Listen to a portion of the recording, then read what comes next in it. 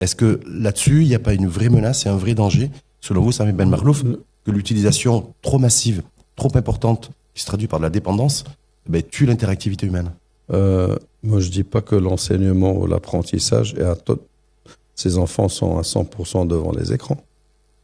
Il y a des cours de débat, il y a du sport, il y a des trucs, des cours artistiques.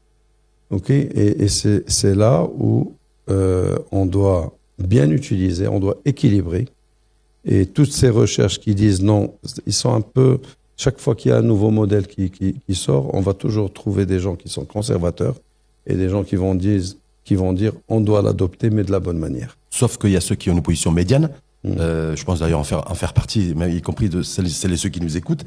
Ça avait même Marlouf qui dit mais en fait le plus dur et le véritable enjeu, c'est de trouver l'équilibre entre la technologie et l'humanité. Ouais, je suis d'accord. Je suis absolument d'accord que il faut qu'on développe des compétences pour nos enfants. Par exemple, de l'empathie. Ça, c'est quelque chose. Et en faisant, d'ailleurs, on se base sur le terme citizenship. Citizenship, c'est-à-dire comment donner à autrui, comment aider, comment s'approcher des personnes qui n'ont pas, des personnes qui peut-être ont des handicaps.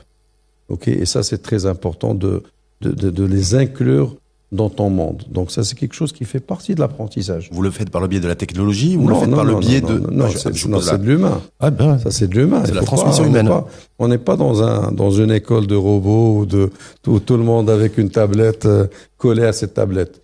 Durant l'heure de cours, peut-être qu'ils vont utiliser la tablette pendant 10 minutes. Le reste, il y a toujours des livres, il y a toujours des cahiers, il y a toujours des workbooks.